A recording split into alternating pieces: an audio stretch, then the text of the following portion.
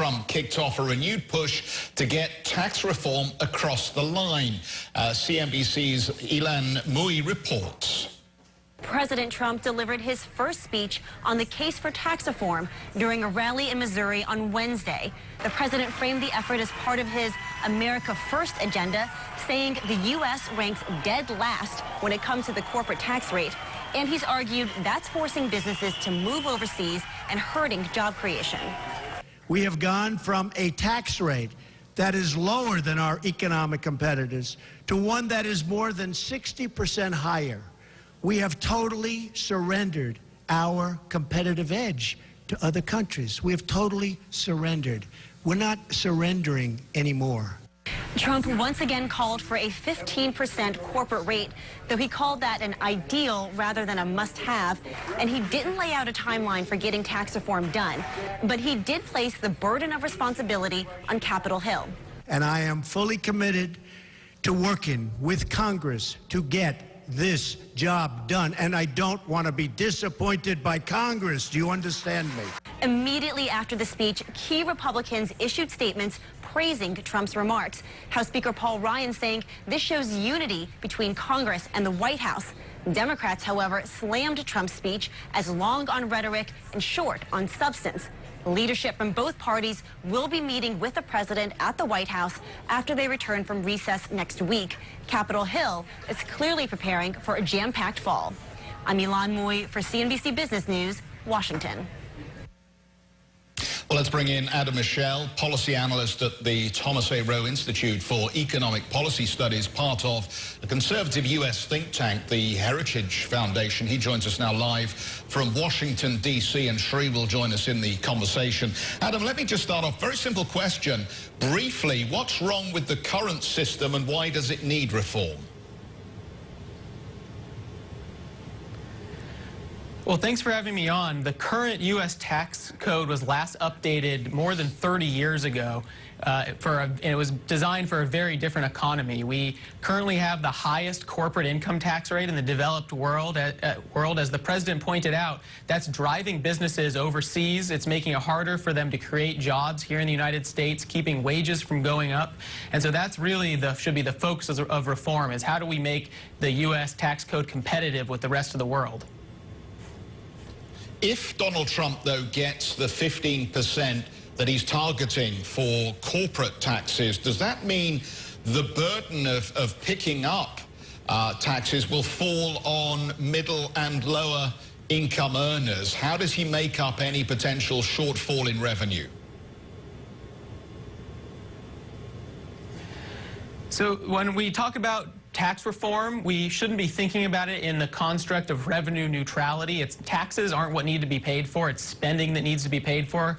We have a $20 trillion debt here in the United States, and we didn't get there because we haven't taxed people enough. We also know that the corporate tax rate, or corporate income tax, mainly falls on workers through lower wages. It's not something that just falls on the rich. So lowering the corporate tax rate is important for wage growth, for additional jobs to be created in the United States. And lowering the rate can be done in conjunction with getting rid of special privileges in the tax code and making other structural reforms that can make some of the numbers come out in the wash.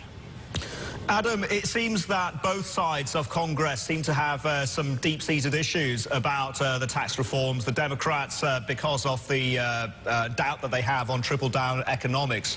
And the Republicans, and correct me if I'm wrong, is it down to the fact that they are concerned that it's going to blow out the deficit?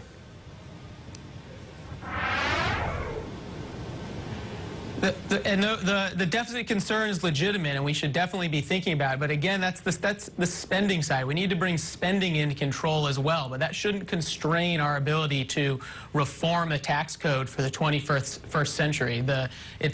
We know that businesses are made up of people, workers, consumers, investors, and reforming business taxes are good for people. That's how we get broad-based economic growth, is to have businesses move back into the United States. We've seen them leave for Canada, for the UK, for other places around Europe, as our corporate tax rate remains high and other countries reduce theirs. So reforming the business tax system in the United States is a crucial part of tax reform.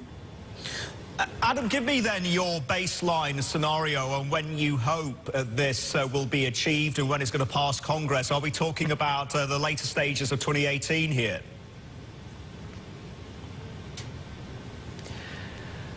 The hope is that we can get tax reform done as soon as possible. Some people have called for by Thanksgiving. They're going to start working on it in September. Your guess is as good as mine as far as when we actually get it done. But what we know is a lot of businesses are in a holding pattern, waiting for certainty on tax reform. And the sooner Congress can move forward with fundamental, broad-based tax reform, the faster the American economy can start growing. We can start adding jobs. Wages can start going up. And these are things that have been promised to the American people.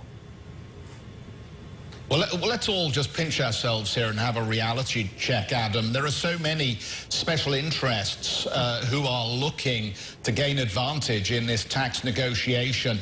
It's going to be dead on arrival, isn't it, in reality?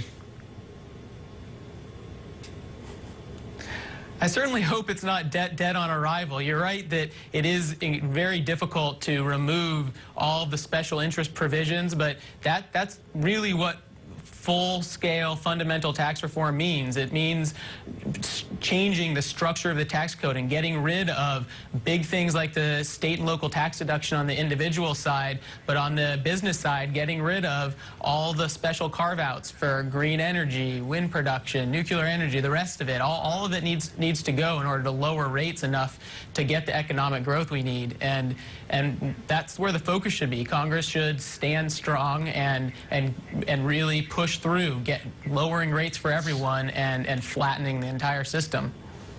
Adam, very quickly, aren't there potentially some unintended consequences here if it does all get passed and it's basically late-stage economic stimulus? Isn't there a risk that inflation overshoots and the Fed has to move faster? You know, if this is robust, true economic growth from removing biases in the tax code that prevent businesses from investing here, removing those, allowing businesses to invest in the United States, grow the economy, that sort of economic growth that starts from true fundamental principles, that's the type of economic growth that is good for all Americans. And so I'm not concerned about what the Fed stepping in. These are what we really need to focus on is how do we get businesses investing here in the United States. We're at historic lows of business startups, dynamism, entrepreneurship, and fixing the business tax environment, lowering marginal rates for individuals. These are all things that can get the economy moving in the right direction. All right, Adam, a real pleasure having you on. Thanks for joining us. Adam Michel of the Heritage Foundation joining us.